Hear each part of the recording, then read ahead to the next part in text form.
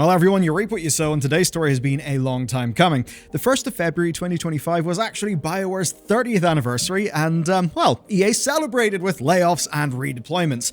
Now we've actually learned that Bioware has got under 100 people. Now, of course, the corporate line for all of this is good, right? That this is them restructuring, preparing for a new Mass Effect led by veterans with a team in place, which, does all sound good. But there's a few reasons why people are a tad concerned. That's because in EA's latest earning call, which happened after all of this news broke, executives praised Dragon Age Veilguard's stability and core audience appeal. The game basically did sell 50% of their projections, but they simultaneously bemoaned its lack of shared world features, which I think pretty clearly means they're eyeing your Baldur's Gate 3s, your Elden Rings with their multiplayer suites. And they're definitely wondering what could have been. But if that's the main thrust of their thinking, they have almost certainly missed the point. They're thinking about feature checklists, not necessarily player experience, and how, it is in fact a decade of awful decisions both by EA and Bioware's leadership that rotted the studio to this point, let alone the obvious. This was Inquisition's sequel, and it was a whole 10 years later. It was also marketed real poorly. Okay, a lot's happening, the fate of the studio is changing, so let's dive in. Bioware's general manager dropped this rather carefully worded blog post that's all about reimagining how they work. And what they're actually doing is they are gutting the studio's headcount, right? They are gutting it to the bare essentials between development cycles. And the timeline in this story really is quite telling. So, Mass Effect, the new one that is, was teased in 2020, which was right before the Legendary Edition launched. And we know Legendary Edition did pretty damn well. But now, years later, they're actually still in pre-production for that project. And instead of maintaining the, talent pool of specialized people who know how to make BioWare RPGs with BioWare Studios, those people are being dispersed across other EA studios. It's actually more than that, but at least for now, that's what the blog post had us all thinking. Now, the reasoning here was pretty simple, and to be honest, I get it, right? They said Mass Effect is in early development, and it does not, therefore, need such a large team. Now, what this actually is a return to a trend that most people have forgotten. It used to be, back in the day, right, that studios would quite vastly swell their headcount for production, and then they would just lay off loads of motherfuckers after they shipped the game. Now, that obviously had its financial short-term reasons, but as an industry, we tended to move away from that for fairly obvious reasons. If you just cull your talent pool every few years, that's a bit of a problem if you want to make more games in the long run and have them be good. Especially many studios then turned to the likes of DLC, they became multi-project studios, so there was generally speaking work for people to do. Bioware, though, are now a single project studio, and this really is the first time that they've been that for a long, long time. That's because normally when one game is shipped, another game will have already been through pre-production and will be ready for the bulk of the staff to move over to it. But obviously here, that wasn't possible. The years of rot meant that they just were not there. But if we were just to glance the blog, we'd think, it's fine because people are getting jobs elsewhere in EA studios. But of course, if you're in Bioware, it's going to feel a little bit weird. Maybe you're a writer or you're a designer or a producer who specialize in story-driven RPGs, and you see that the job openings in the other EA companies are for Skate and Battlefield, which probably won't be a fit. So when studio head Gary McKay talks about matching talent with, quote, open roles that were a strong fit, the point isn't that he's saying that. The point is what he's not saying. Layoffs. Many, many, many layoffs. What's emerged after this story broke, after it was initially reported, is that the cuts are basically deeper than we were first led to believe. Now, EA framed this as just reshuffling between studios, but then Bloomberg dropped a report that Bioware has actually dropped from over 200 developers 2 years ago to fewer than 100 today. For a studio like Bioware, that is a massive fall. And of course, just like 2023's layoffs, we are again looking at senior positions being disproportionately hit. Because obviously, that's the best way to save money. And per longtime Bioware veteran Mark Dara, who, he's fought a few fires for the company, he's since left, but he did consult in Veilguard, he says they are now a single project studio. So we very much heard it from somebody who is in the know. That means if you want more Dragon Age, don't hold your breath, but let's be real. If you're an Origins fan who is holding your breath, you've suffocated by now, so you can't even hear these words. And it actually gets worse for Dragon Age. This is totally twisting the knife, but it also turns out that these are not temporary transitions over to those other studios. These are permanent job transitions. That means that the intent is not for these people to come back to Bioware. And looking around social media to see the fallout, a lot of people who are senior, say in writing and such, in Veilguard are impacted as well. And that means I've also seen a lot of people clowning those people and clown on Veilguard's writing. What I'll say from my side is this. I've not played the full game. I have seen many clips that do look to be charitable, like they're pretty uneven, pretty rough. And even from talking to friends who did enjoy the game, they very much did say, oh yeah, this game front loads its worst stuff to hell, and it really is more rough at the start, including in the writing. So what I'll basically say is this. Writing can be uneven for any number of reasons. That includes the scale of the team, production chaos, which actually for Veilguard is especially important, and we'll get to that soon, and of course the standards to which people are held within that team by their leaders. Those are standards that are more likely to slip whenever development is a nightmare and team health is low, which we at least believe has been the case. But there's also a deeper second order effect. If you take your George R.R. Martins or your Stephen Kings or whoever, right, and you take a look into their backlog and the stories that you don't know about or even their drafts, even legendary writers have got their fair share of misses and lots of cringe, right? Everybody does. That challenging thing. If you axe the team, it does mean that they're less likely to learn from their mistakes, and if they do learn from their mistakes, you, the company, are certainly not going to benefit from it. Now, there's another reason for all of this as well. The new Mass Effect team has had its leadership in place for years, and because this is a transition from multi-project to single project, basically, no matter how you slice this thing, the cuts, definitionally, were always going to be deep, even if it is a case of short-term gains without much of a sight to the longer term, which of course will be felt whenever this game enters full production. But the idea of short-term stuff and long-term pain, well, that basically has defined Bioware for 2 decades. Anyone who's paid attention from the beginning knows that Bioware's descent was not a sudden one. It very much is slow and painful by 1,000 cuts. And that's because even some of their big wins, like, I guess the final big win, those were grasped from the jaws of defeat because of their infamously crunchy, self-labeled Bioware magic, which is basically their name for that magical feeling where your game comes together, right, at the last minute as it's crunched out the door. I don't know, just like a university project. But what that really is for professionals is systemic failure branded as a solution, and therefore an excuse not to change. Bioware, as most people know it, was shaped by the early 2000s. Now, obviously, they had big hits like Baldur's Gate, but it's the console RPGs that saw them go properly mass market. So much so that they, along with the Battlefront creators Pandemic, sold to a venture capitalist firm, who then, of course, sold them to EA. And that was just a few years after EA murdered another darling studio, Westwood.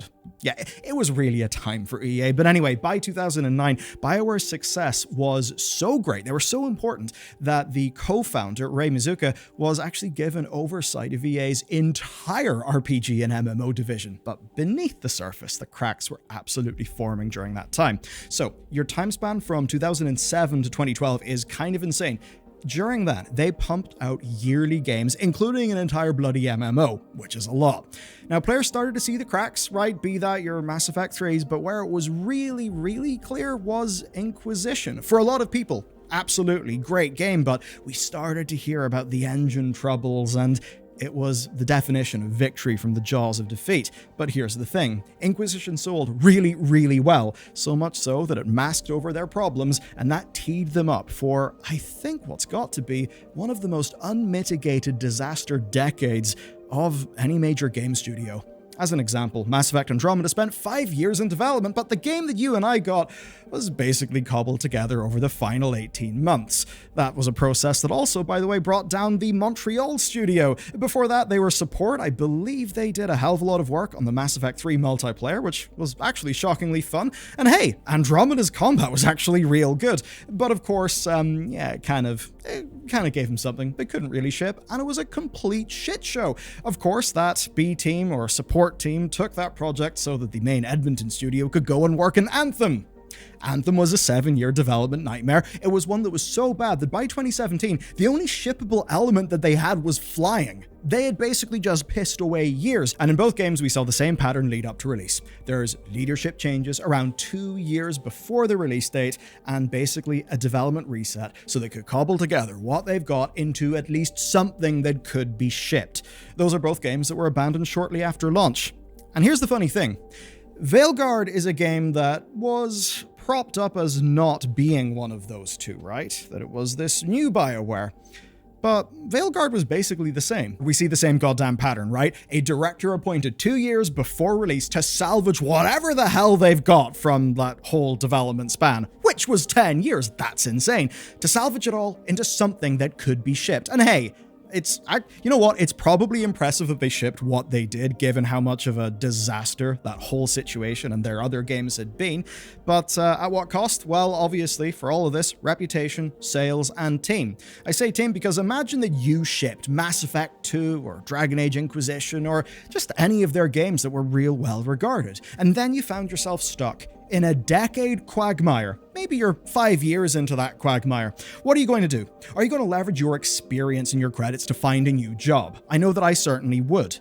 And that's the point. For all of this span of time, this decade, brain drain was setting in. And the brain drain was actually setting in before that because, obviously, the development periods of Andromeda and Inquisition were real fraught. What that does is it dilutes talent, and you end up with a horrible situation where those with the experience, the cred, and the ambition just leave. The newer staff don't really have any of that built up. They can't leave. They've now lost their leader, so they can't tap into much experience, and you're just left with a self-perpetuating doom spiral. One, of course, that leadership did not stop. The question today, though, is has leadership finally hit the big reset button and maybe there is a future for this studio? So in many ways, I am going to say that this big picture can be argued as a good thing, even though that will sting a hell of a lot, because this is a very low health studio off of a string of failures. If there is ever a time to hit the reset button and put everything into one bet, it probably is this time. And if the new Mass Effect project is not ready for a full-size production team, then getting a full-size production team would kill the project. That's because rather than do what's best, that smaller initial team would be left finding things for people to do so that they're not wasting money, right? And not only is that a waste of resources and people's time and careers, but even worse than that, it saps energy from the creative work that a project needs in its earliest stages to actually be good. At least, look, personally, I'm a firm believer that projects need to start off as small as possible in terms of headcount so they have got a tight scope and an ironclad creative vision so that you actually get something shipped with a vision in reasonable time. Big picture, that's what Mass Effect absolutely needs. But it's of course not that simple. There's a phrase, the devil's in the details, and when you take a look at some of the details of who's gone, you do see names, right? I mean, take characters like Iron Bull from Dragon Age, Mordin Solus, Tali'Zorah from Mass Effect. Those are beloved characters, written by a 20-year vet, Trick Weeks, who's now been laid off. Another example, Mary Kirby, who's the writer of Varric, fan favorite character in Dragon Age, was laid off in 2023. And those are just two examples to help make a point. Two examples that are attached to characters that people have generally loved. Humans, right, are not generic units of labor that you can plug into and out of a development team, especially when we're talking about writers and an RPG. And given that you're dealing with veterans and the uneven writing of Veilguard was actually criticized, maybe those people could have learned lessons that could be applied to the next game. You know, just a crazy theory, a game theory. But of course, the thing is, what could those people do now, right? The company does not have work for them, which I suppose is ultimately to say this situation is essentially FUBAR, and there is no real way to get out of it without making some very painful cuts and things that absolutely suck for people. To be honest, that Bioware still exists is almost surprising at this stage, given EA's track record. And EA have clearly got at least some level of trust in the next Mass Effect project. Otherwise, I mean, come on. There's 100 people left. But to that end, EA have talked. So we've got to examine what EA's top brass are actually thinking and doing. EA's relevant. They're the publisher. They're also the bunch who forced live service in Bioware, especially following Mass Effect 3's multiplayer, selling shitloads of loot boxes. I mean, legendarily, somebody bought 14 grand of those suckers. And of course, they mandated the use of Frostbite. At the time, very much a first-person shooter engine for Battlefield that massively, I mean, almost murdered Inquisition. It hindered everything else that Bioware touched. And of course, all of that chaos had a multiplier effect, a negative one, on Bioware's own really bad management practices.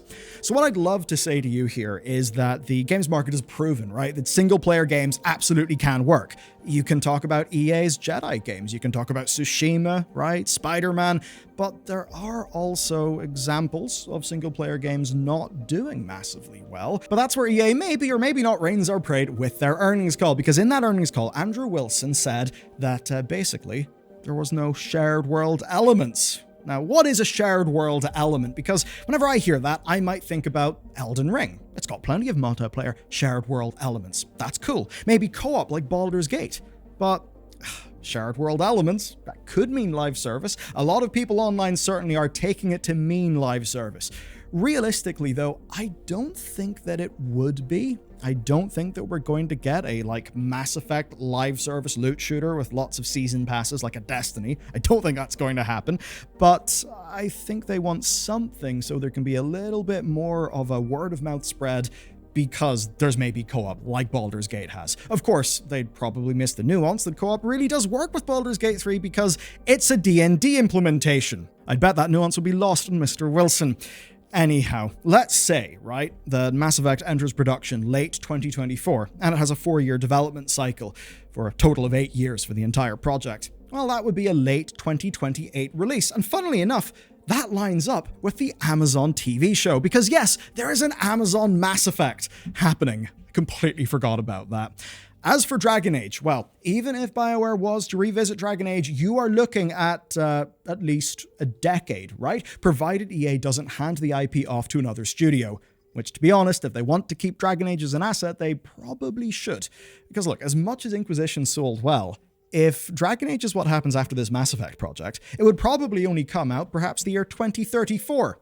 That's 2 decades after Inquisition. Doesn't really seem like a good plan. The sad thing is that had Bioware have learnt their lessons and not been forced by EA to go full live service, to go into Frostbite, maybe if their support studio wasn't murdered, having a project thrown onto it that it was not capable of delivering, then maybe we would have, I don't know, Mass Effect, a healthy franchise, Dragon Age, a healthy franchise, and an MMO that wasn't so chronically underinvested in that EA just decided to outsource its development. But hey, the games industry works in mysterious ways, doesn't it? And because we're on a roll with EA, you need to check out this video next. Let me explain why, because it's actually quite tied to Veilguard. Veilguard was, yes, partially blamed for some of EA's poor financial results, but when you actually crunch the numbers, it is something else. Something else that is, for EA's management, far worse and far more scary. It's covering the video that's about to replace my face. I'll see you over there.